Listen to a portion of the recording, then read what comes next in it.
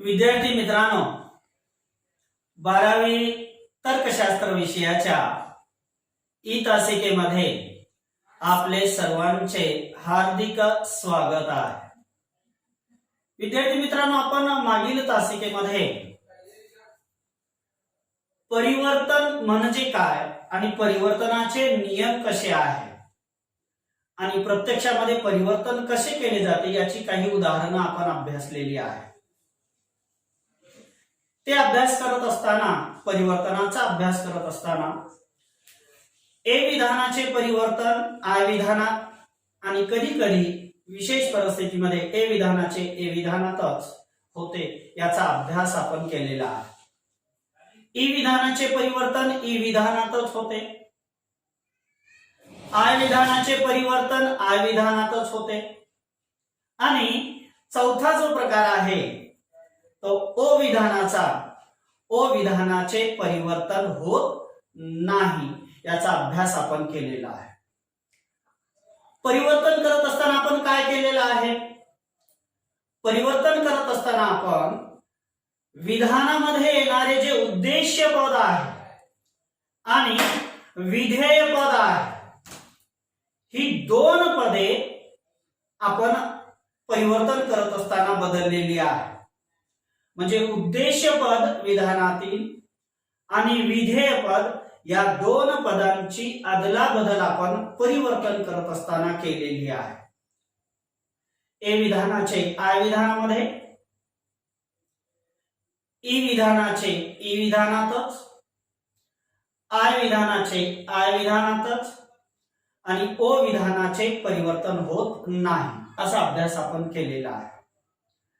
आजच्या तासिकेमध्ये आपण प्रतिवर्तन म्हणजे काय, प्रतिवर्तनाचे नियम काय आहे आणि प्रतिवर्तन कसे करावयाचे याचा अभ्यास आपण आजच्या तासिकेत करूया। आपल्या आजच्या तासिकेतील मुद्दा आहे प्रतिवर्तन। या मुद्द्याचा अभ्यास आपण आजच्या तासिकेत करावयाचा आहे।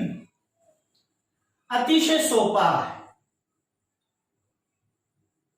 प्रतिवर्तन ही अनुमानाचीच एक प्रक्रिया आहे, परंतु प्रतिवर्तन ही अनुमानाची अशी प्रक्रिया आहे की ज्यात आधार विधानात असलेले उद्देश्य पद, आधार विधानात येणारे उद्देश्य पद निष्कर्षातही जसेच्या तसे कायम राहते। परिवर्तन ही अनुमानाचीच प्रक्रिया आहे, परंतु ती कशी प्रक्रिया आहे की ज्यामध्ये आधार विधानात येणारे उद्देश्य पद हे, आधार विधानातील उद्देश्य पद हे निष्कर्षामध्ये, युक्तिवादातील निष्कर्षामध्ये जसेच्या तसे कायम राहत असते, त्यात बदल होत नाही। परंतु निष्कर्षातील विधेय पद मात्र, आता हे उद्देश पद झालं, आधार विधानातील उद्देश्य पद हे निष्कर्षात जसेच्या तसे कायम राहते, परंतु निष्कर्षातील विधेय पद मात्र आधार विधानातील, निष्कर्षातील विधेय पद मात्र आधार विधानातील विधेय पदाशी, निष्कर्षातील विधेय पद हे आधार विधानात येणाऱ्या विधेय पदाशी व्याघाती असते, म्हणजे विरुद्ध असते। म्हणून प्रतिवर्तनामध्ये केवळ विधेय पद बदलते, प्रतिवर्तनात केवळ विधेय पद बदलते, म्हणजे आधार विधानात आलेले उद्देश्य पद हे जसेच्या तसे निष्कर्षात येते, परंतु निष्कर्षातील विधेय पद हे उद्देश पदातील विधेय पदाशी कसे असते, व्याघाती असते। म्हणून प्रतिवर्तनामध्ये उद्देश पद बदलत नाही, तर फक्त विधेय पद बदलत असते, त्याच्यात बदल होत असतो प्रतिवर्तन करत असताना, प्रतिवर्तन करत असताना। मूळ विधानास किंवा आधार विधानास प्रतिवर्तन करत असताना मूळ विधानास किंवा आधार विधानास प्रतिवर्त्य असे म्हणतात। वस्तुनिष्ठ प्रश्नांसाठी ही विधाने आपणास लक्षात असली पाहिजे. मूळ विधानास किंवा आधार विधानास काय म्हटलं जातं? प्रतिवर्ती असं म्हटलं जातं. आणि त्यावरून काढलेल्या निष्कर्ष विधानास प्रतिवर्तीत असे म्हटले जाते. आता प्रत्यक्षामध्ये प्रतिवर्तन कसे करावयाचे, जसे आपण परिवर्तनाचे नियम अभ्यासलेले आहे तसे प्रतिवर्तनाचे नियम काय आहे याचा अभ्यास आपण आजच्या तासिकेत करूया. आणि हे नियम आपण अत्यंत काळजीपूर्वक आणि लक्षपूर्वक जर एकदा समजून घेतले तर आपणास परिवर्तन आणि प्रतिवर्तन हा प्रश्न अगदी सुलभ जाईल. यात काहीही क्लिष्ट अवघड असं न समजण्यासारखं काहीही नाही. फक्त सुरुवातीला थोडंसं लक्ष द्यावं लागेल. आता प्रतिवर्तनाचा पहिला नियम आपण अभ्यासूया. गुण विषयक नियम. गुण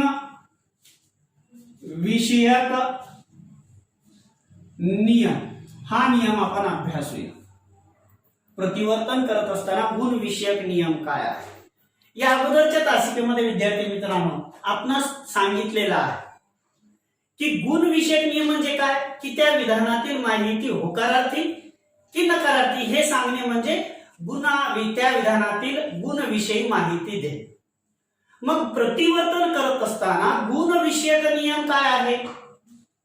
तर निष्कर्षाचा गुण आधार विधानाच्या विरुद्ध असला पाहिजे. प्रतिवर्तन करत असताना निष्कर्ष विधानातील जो गुण आहे तो निष्कर्ष विधानातील गुण हा आधार विधानाच्या विरुद्ध असला पाहिजे असावा.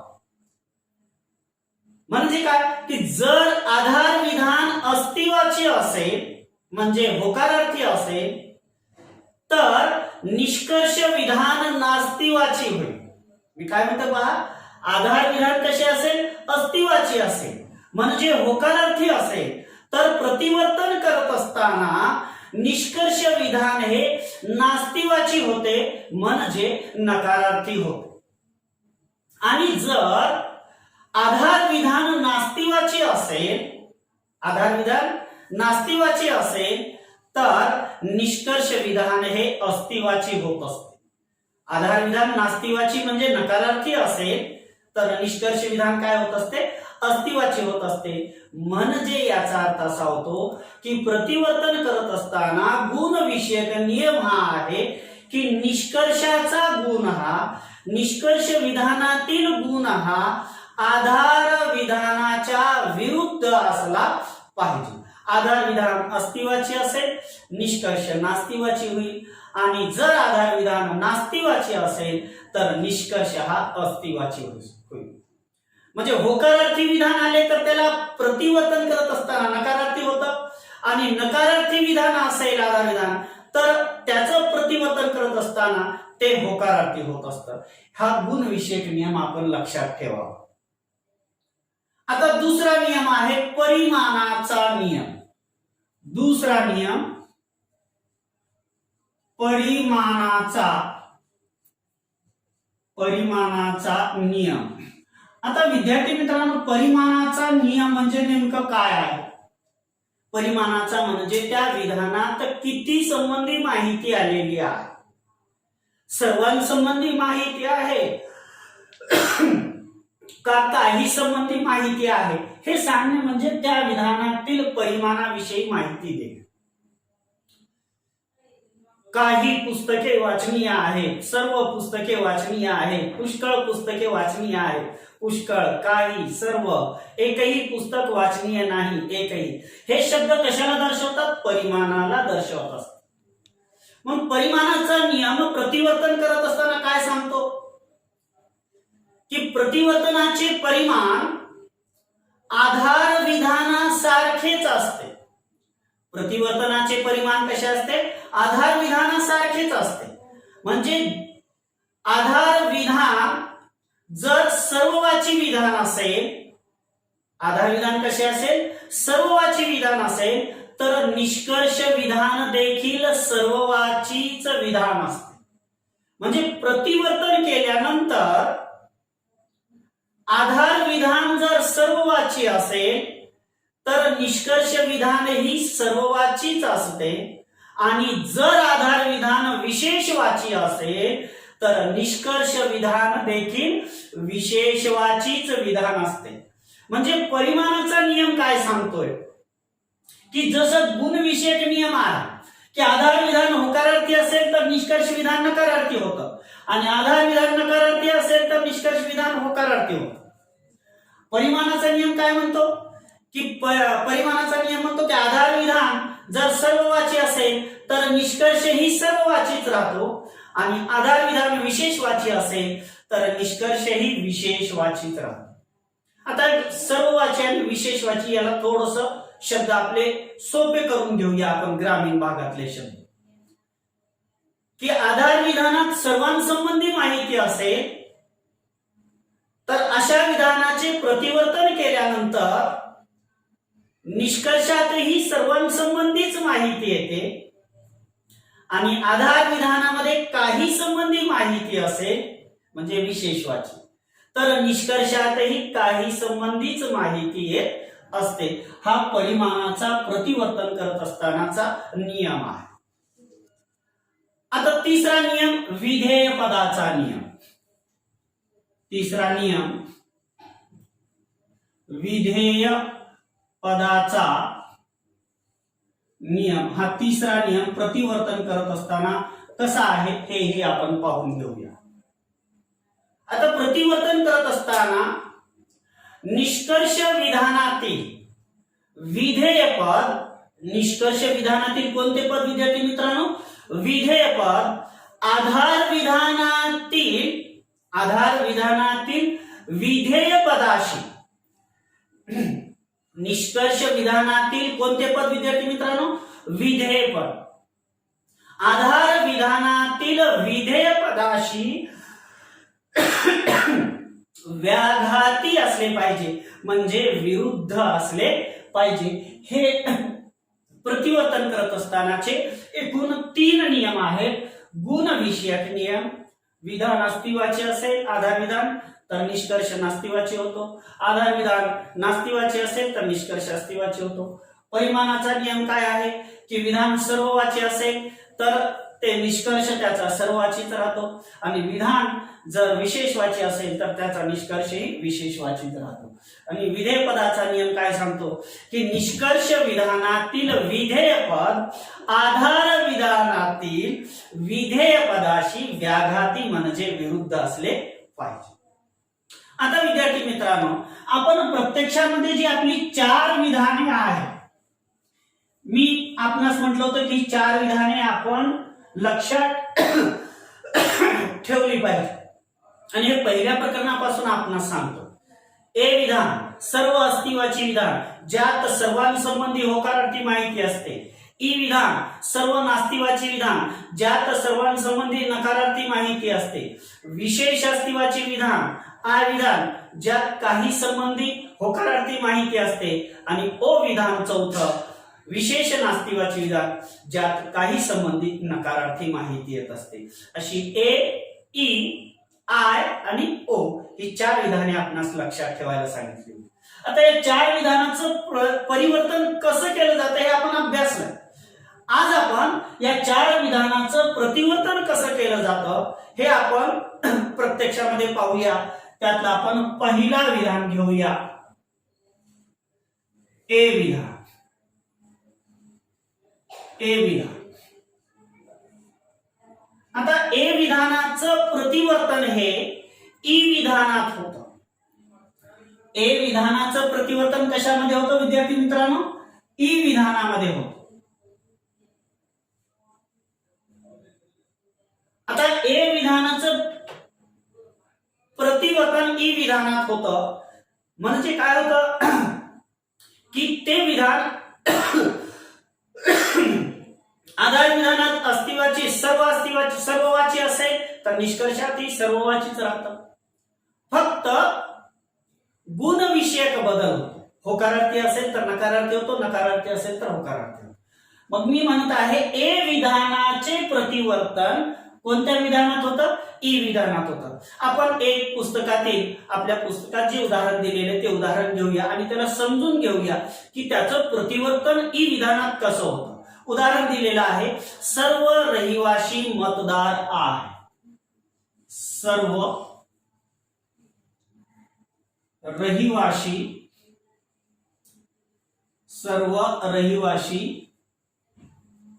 मतदार आहे. सर्व रहिवासी मतदार आहे. हे विधान आपलं ए विधान आहे. आता ए विधानाचं प्रतिवर्तन कोणत्या विधानात होतं? ई विधानात होतं. म्हणजे ए विधानाचं प्रतिवर्तन आपणास ई विधानात करायचं आहे आणि याच विधानाला ई विधान करून लिहिणे म्हणजे काय करणे होय? प्रतिवर्तन करणे. आता पहा, हे करत असताना ए विधानाचं ई विधानात करत असताना सर्व हा शब्द या ठिकाणी राहणार नाही विद्यार्थी मित्रांनो. ई विधानाची सुरुवात ही एकही या शब्दाने होते किंवा कोणतेही या शब्दाने होत असते. असे काही विशिष्ट शब्द आहेत. तर सर्व हा शब्द निघून जाऊन एकही. आता पुढे उद्देशपद हे आहे आणि विधेयपद हे आहे. विधानामध्ये कोणाविषयी माहिती आहे? रहिवाशाविषयी माहिती आहे, म्हणून ते झालं विधानातील उद्देशपद. काय माहिती आहे? मतदार. हे झालं विधेयपद. आता प्रतिवर्तन करत असताना उद्देशपद आणि विधेयपद यांची अदलाबदल नाही करायची, पण उद्देशपद लिहिल्यानंतर विधेयपदाच्या अगोदर न हा शब्द आपणास जोडावयाचा असतो. ए विधानाचे प्रतिवर्तन कोणत्या विधानात? ई विधानात. याच विधानाला आपण ई विधानात करत आहोत. सर्वच्या ऐवजी एकही. रहिवाशी.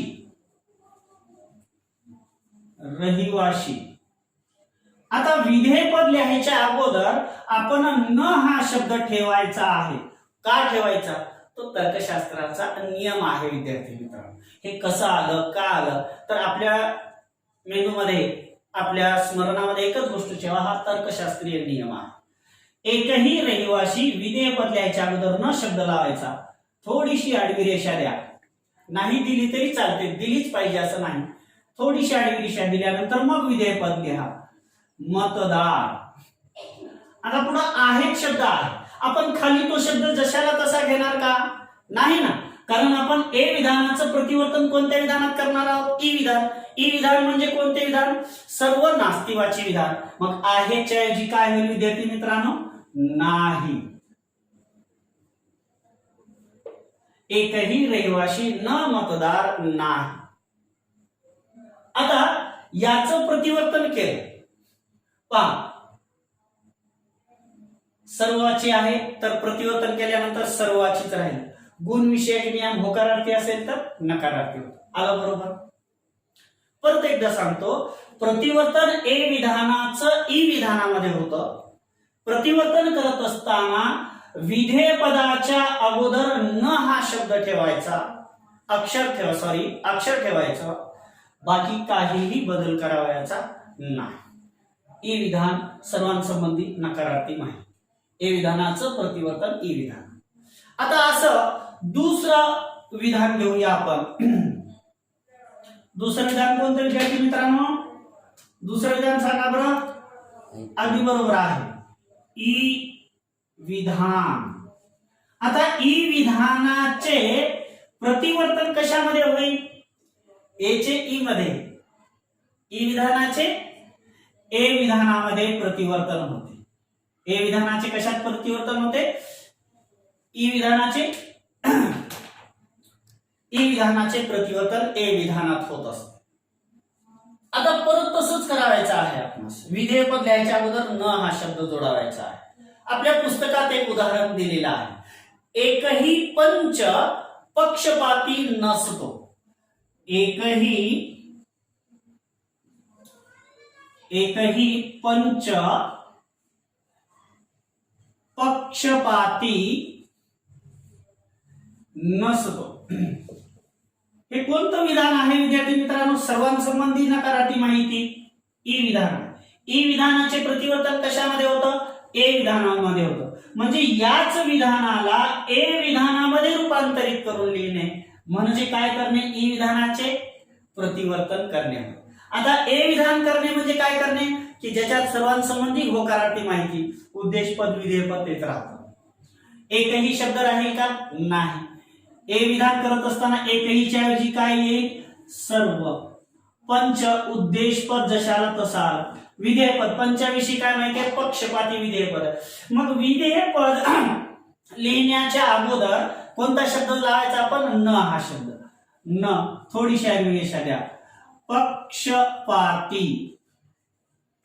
आता इथं नसतो आहे तर खाली नसतो येईल का? ना. इथं काय होईल? नसतोच्या ऐवजी असत. एक सर्व पंच न पक्षपाती आहे. अशा पद्धतीने आपण असं परिवर्तन करायचे आहे. कोणी आहेत लिहिल, कोणी असतात लिहिल. होकारार्थी शब्द आला पाहिजे. आहेतच लिहिलं पाहिजे, असतातच लिहिलं पाहिजे असा आग्रह धरता येत नाही. दोन्ही शब्द बरोबर आहेत. अशा पद्धतीने ए विधानाचे प्रतिवर्तन ई विधानात, ई विधानाचे प्रतिवर्तन ए विधानात. प्रतिवर्तन करत असताना उद्देशपद लिहिल्यानंतर विधेयपदाच्या अगोदर न हे अक्षर ठेवलं पाहिजे. आणि होकारार्थी शब्द असेल तर नकारार्थी होतं, नकारार्थी असेल तर होकारार्थी शब्द येतो. अशा पद्धतीने या दोन विधानांचं प्रतिवर्तन आपण अभ्यासलेलं आहे. आता उर्वरित जी दोन विधाने आहेत ती कोणती आहेत विद्यार्थी मित्रांनो? अगदी बरोबर आहे. आय आणि ओ ही दोन विधाने जी आहेत त्यांचं प्रतिवर्तन कसं करावायचं याचाही अभ्यास आपण या ठिकाणी करूया. आता आपलं तिसरं विधान घेऊया आपण. आय विधान. आता आय विधानाचे प्रतिवर्तन हे ओ विधानामध्ये होत असते. आय विधानाचे प्रतिवर्तन कशामध्ये होते? ओ विधानामध्ये होते. आय विधान म्हणजे कोणते? विशेष अस्तित्वाचे विधान. आणि ओ विधान म्हणजे कोणते? विशेष नास्तित्वाचे विधान. आपण एक उदाहरण घेऊया पुस्तकातील. काही फुले रंगीत असतात. काही फुले रंगीत असतात. काही फुले रंगीत असतात. काही संबंधी होकारार्थी माहिती आहे म्हणजे हे विधान कोणतं आहे? आय विधान आहे. आता या आय विधानाला प्रतिवर्तन करायचं म्हणजे कशामध्ये करावं लागेल? ओ विधानाला. म्हणजे याच आय विधानाला जर आपण ओ विधानात रूपांतरित करून लिहिलं म्हणजे त्या विधानाचं काय केलं आपण? प्रतिवर्तन केलेलं आहे. हे अगदी सोपं आहे. आता पहा, आय विधान आणि ओ विधान. आय विधानात सुद्धा काही संबंधी माहिती येते आणि ओ विधानात सुद्धा काही संबंधी. आणि काहीला काहीच येईल. काही फुले उद्देशपद आहे जशाला तसं. आता विधेयपद फुलांविषयी उद्देशपदाविषयी काय माहिती? रंगीत. मग विधेयपद लिहिण्याच्या अगोदर एक अक्षर ठेवायचं आपण. कोणतं? न आणि रेषा रंगीत. आता इथं जर होकारार्थी शब्द असेल तर इथं नकारार्थी करा. एवढं सहज लक्षात ठेवा. असतातच्या ऐवजी काय करावं लागेल? नसतात, नाही, नसतात. अशा पद्धतीनं नकारार्थी शब्द आला पाहिजे. अशा पद्धतीनं ओ विधानाचे आय विधानाचे प्रतिवर्तन ओ विधानात होते. आहे की नाही सोपं? आहे की नाही सोपं? आहे ना? फक्त यामध्ये आपण थोडीशी गोडी निर्माण केली पाहिजे, आवड निर्माण केली पाहिजे. आपली आवड जर निर्माण झाली तर आपणास कोणतीही गोष्ट सुलभ होत असते. आता चौथं आणि शेवटचं विधान आपण अभ्यासूया की त्याचं प्रतिवर्तन कसं करायचं. ते आहे ओ विधान. ओ विधान. ओ विधानाचे प्रतिवर्तन आय विधानात होते. ओ विधानाचे प्रतिवर्तन कशामध्ये होत असते? आय विधानात होत असते. आता आय विधानात कसं प्रतिवर्तन होतं त्याचं आपल्या पुस्तकातील एक उदाहरण घेऊया आपण. काही घरे ऐस पैस नसतात. काही घरे ऐस पैस नसतात. आता इथं काही घरांविषयी नकारार्थी माहिती आलेली आहे म्हणून हे विधान कोणतं आहे? ओ विधान आहे. म्हणून हे विधान कोणतं आहे? ओ विधान आहे. आता या ओ विधानाचे प्रतिवर्तन कशात होईल? आय विधानामध्ये होईल. काय होईल सांगा बरं? आय विधानात रूपांतरित करून लेणे ओ विधानाला म्हणजे काय करणे? प्रतिवर्तन करणे. मग करा. काहीला काही राहील, घरे उद्देशपद लिहिलं. आता विधेयपद ऐस पैसा, तर ऐस पैस या विधेयपदाच्या अगोदर एक अक्षर ठेवायचं, न थोडीशी आडवी रेषा द्या. ऐस पैस असता होकारार्थी शब्द, कारण वरी नकारार्थी शब्द आलेला आहे. होकारार्थी शब्द आला तर नकारार्थी होतो, नकारार्थी शब्द आला तर होकारार्थी होतो. आणि परिमाणामध्ये काहीही बदल होत नाही. फक्त विधेय पदाच्या अगोदर न हे अक्षर येत असतं. हे आहे प्रतिवर्तन. आता प्रतिवर्तन हे एवढं सुलभ आहे, एवढं सोपं आहे की याच्यात काहीही क्लिष्ट नाही. विद्यार्थी मित्रांनो, आपणास दिलेली परीक्षेत कितीही अवघड विधान देऊ द्या, आपण त्यातील उद्देशपद विधेयपद लक्षात ठेवलं पाहिजे. परत एकदा मी परिवर्तन आणि प्रतिवर्तन यातला फरक रिपीट करतोय, लक्षपूर्वक आहे का? परिवर्तनामध्ये उद्देशपद आणि विधेयपद यांची अदलाबदल होते. ए विधानाचे परिवर्तन आय विधानात होते आणि विशेष विधानांमध्ये ए विधानाचे परिवर्तन ए विधानातच होते. ई विधानाचे परिवर्तन ई विधानातच होते. आय विधानाचे परिवर्तन आय विधानातच होते आणि ओ विधानाचे परिवर्तन होत नाही. प्रतिवर्तनामध्ये काय केलं जातं? प्रतिवर्तनामध्ये आपण ए विधानाचे प्रतिवर्तन ई विधानात केले जाते. ए विधानाचे प्रतिवर्तन ई विधानात केले जाते. ई विधानाचे प्रतिवर्तन ए विधानात केले जाते. ए विधानाचे ई विधानात प्रतिवर्तन, ई विधानाचे ए विधानात प्रतिवर्तन, आय विधानाचे ओ विधानात प्रतिवर्तन आणि ओ विधानाचे आय विधानात प्रतिवर्तन. जोडी लक्षात ठेवा. ए ई लगेच उलट यायचं ई ए, आय ओ लगेच उलट यायचं ओ आय. फक्त याचं प्रतिवर्तन करत असताना शेवटचा विधानाच्या शेवटी आलेला शब्द जर होकारार्थी असेल तर प्रतिवर्तन केल्यानंतर तो शब्द नकारार्थी होतो आणि विधानामध्ये आलेला शब्द शेवटचा नकारार्थी असेल तर प्रतिवर्तन केल्यानंतर तो शब्द शेवटचा होकारार्थी होतो. आणि विधेयपद लिहायच्या अगोदर विधानामध्ये जी माहिती आलेली आहे ते पद विधेयपद, ते विधेयपद लिहायच्या अगोदर न हे अक्षर आपण लावलं पाहिजे आणि थोडीशी आडवी रेषा दिली पाहिजे. अशा पद्धतीने हे परिवर्तन आणि प्रतिवर्तन एवढं सुलभ आणि सोपं आहे. आपण यावर अधिक उदाहरणे आपल्या पुस्तकाच्या शेवटी स्वाध्यायामध्ये जी दिलेली आहे ती या पुढील तासिकेत घेऊया. उर्वरित या प्रकरणाचा जो अगदी शेवटचा भाग आहे तो आपण आजच्या तासिकेत अभ्यासून घेऊया. पुढील मुद्दा आहे व्यवहित अनुमान. व्यवहित अनुमान हा मुद्दा आपण या प्रकरणाच्या शेवटी असलेला तो आजच्या तासिकेत अभ्यासून घेऊया. आता व्यवहित अनुमान आहे काय? व्यवहित अनुमान हा नैगमनिक अनुमानाचा प्रकार आहे.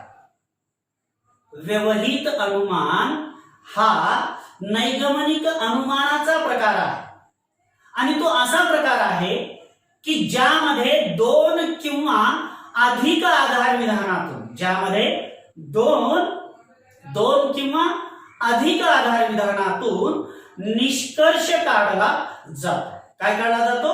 दोन किंवा जास्त आधार विधानातून निष्कर्ष काढला जातो. आता समवाक्य हा निगमनाचाच एक प्रकार आहे. समवाक्य हा निगमनाचाच एक प्रकार आहे, परंतु तो व्यवहित अनुमानाचा प्रकार असून, परंतु तो काय? व्यवहित अनुमानाचा प्रकार असून ज्यात दोन आधार विधानांचा, किती? दोन म्हणतोय मी, लक्षपूर्वक आहे का? ज्यात दोन आधार विधानांचा एकत्रित विचार करून निष्कर्ष काढला जातो. आता या समवाक्याचे काही प्रकार आहेत. समवाक्याचे काय आहेत? काही प्रकार आहेत. ते प्रकार आपण या ठिकाणी अभ्यासूया. अगदी शेवटचा भाग आहे आपल्या चौथ्या प्रकरणात. समवाक्याचे प्रकार किती आहेत विद्यार्थी मित्रांनो? एकूण 3 प्रकार आहेत समवाक्याचे. किती प्रकार आहेत? एकूण 3 प्रकार आहेत. पहिला प्रकार आहे सापेक्ष समवाक्य. सापेक्ष समवाक्य हा पहिला प्रकार आहे. समवाक्याचे किती प्रकार आहेत? एकूण 3 प्रकार आहेत. पहिला प्रकार कोणता आहे? सापेक्ष समवाक्य. दुसरा आहे वैकल्पिक समवाक्य. वैकल्पिक समवाक्य हे अतिशय सोपं आहे. आपणास एक छोटस तंत्र सांगेन केला लक्षात कसं ठेवायचं. आणि शेवटचा तिसरा प्रकार आहे समवाक्याचा निरुपाधिक समवाक्य. निरुपाधिक समवाक्य हा तिसरा प्रकार आहे. आता थोडस इकडे शीर्षकाकडे लक्ष द्या विद्यार्थी मित्र. सापेक्ष समवाक्य. सापेक्ष दुसऱ्याची अपेक्षा म्हणजे यात आलेली विधान जर तर न व्यक्त झालेली असतात. सापेक्ष समवाक्यात सापेक्ष युक्तिवादात आलेली विधाने जर तर न व्यक्त झालेली असतात. सापेक्ष. वैकल्पिक समवाक्य किंवा अथवाने आलेली विधाने आधार विधाने असतात. आणि निरुपाधिक समवाक्य असे हे समवाक्याचे 3 प्रकार आहेत. आता सापेक्ष समवाक्य कशाला म्हणायचं त्याचा आपण अभ्यास या पहिल्या प्रकाराचा आपण सुरुवातीला अभ्यास करूया. सापेक्ष समवाक्य हा नैगमनिक युक्तिवाद आहे. लक्ष करू काही का? सापेक्ष समवाक्य हा कोणता युक्तिवाद आहे?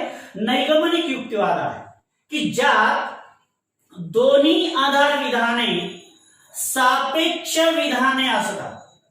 ज्या युक्तिवादातील दोन्हीही आधार विधाने ही सापेक्ष विधाने असतात म्हणजे जर तरने आलेली असतात. ज्यात पहिल्या आधार विधानाचे उत्तरांग आणि दुसऱ्या विधानाचे पूर्वांग. ज्यात काय म्हणतो मी? पहिल्या आधार विधानाचे उत्तरांग. उत्तरांग म्हणजे दुसरा भाग. पहिल्या आधार विधानाचे उत्तरांग आणि दुसऱ्या विधानाचे पूर्वांग समान असते, सारखे असते. अशा आधार विधानापासून जो निष्कर्ष काढला जातो तो देखील सापेक्ष विधानच असतो. अशा आधार विधानापासून जो निष्कर्ष काढला जातो युक्तिवादामध्ये तो देखील सापेक्ष विधानच असतो. ज्यात पहिल्या विधानाचे पूर्वांग आणि दुसऱ्या विधानाचे उत्तरांग समाविष्ट असते, अंतर्भूत असते, सामावलेले असते. आपल्या पुस्तकात एक उदाहरण दिलेलं आहे. जर देश स्वच्छ ठेवला तर. आलं का? जर तर म्हणजे एक विधानाचा अवलंबून सापेक्ष दुसऱ्यावर अवलंबून. जर देश स्वच्छ ठेवला तर पर्यटक अधिक संख्येने देशाला भेट देतील. जर आपला देश स्वच्छ ठेवला तर पर्यटक अधिक संख्येने जास्त संख्येने आपल्या देशाला भेट देतील. जर दुसरं विधान सांगतोय जर दुसरं सुद्धा जर करणंच येत आहे. जर अधिक संख्येने पर्यटक देशाला भेट देतील. जर अधिक संख्येने पर्यटक आपल्या देशाला भेट देतील तर देशाची आर्थिक प्रगती होईल. देशाची आर्थिक प्रगती होईल. देश स्वच्छ ठेवला तर काय होईल? पर्यटक अधिक संख्येने येतील. पर्यटक अधिक संख्येने आले तर काय होईल? देशाची आर्थिक प्रगती होईल. हे सापेक्ष समवाक्य आहे. एका विधानाचं अस्तित्व दुसऱ्या विधानावर अवलंबून.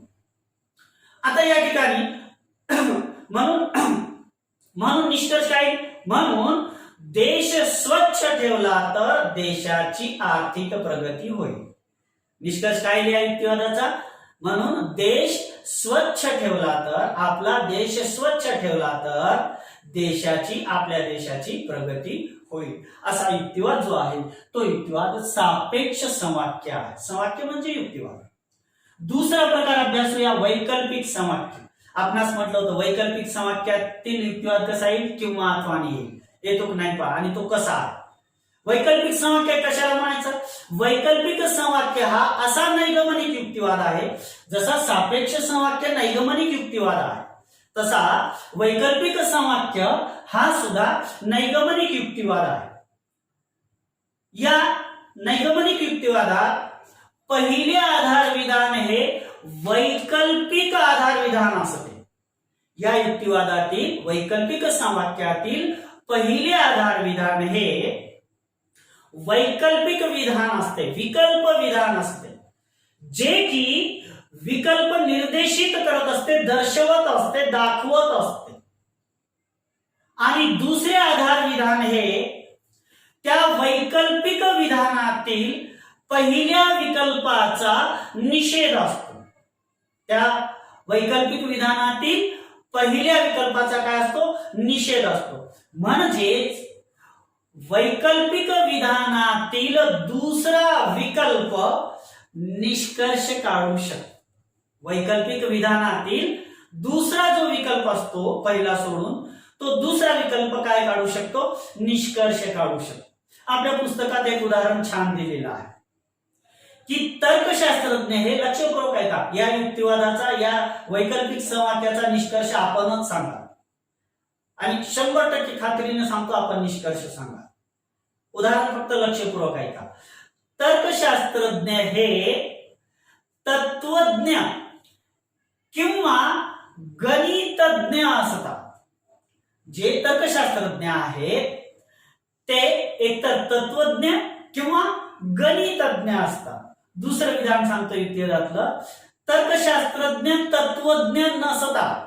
तर्कशास्त्रज्ञ तत्वज्ञ नसतात. निष्कर्ष विधान काढा विद्यार्थी मित्रांनो. तिसरं, तर्कशास्त्रज्ञ दोन्हीपैकी एक आहे, एक तर तत्वज्ञ आहेत किंवा ते गणितज्ञ आहेत. दुसरं विधान काय सांगतो की तर्कशास्त्रज्ञ तत्वज्ञ नसतात. याचा अर्थ म्हणून काय येईल? तिसरा निष्कर्ष विधान, म्हणून तर्कशास्त्रज्ञ हे काय असतात?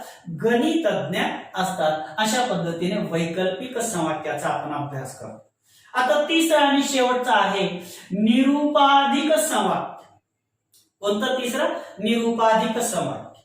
आता निरुपाधिक समवाक्य म्हणजे असा नैगमनिक युक्तिवाद, जसा सापेक्ष समवाक्य नैगमनिक युक्तिवाद आहे, वैकल्पिक समवाक्य नैगमनिक युक्तिवाद आहे आणि निरुपाधिक समवाक्य हा सुद्धा एक नैगमनिक युक्तिवाद आहे. यामध्ये निरुपाधिक समवाक्यामध्ये 3 निरुपाधिक विधाने असून, किती? 1 नाही, 2 नाही, किती? 3 निरुपाधिक विधाने असून ज्यात एकत्रितपणे 3 पदे असतात. ज्यात 3 निरुपाधिक विधाने असून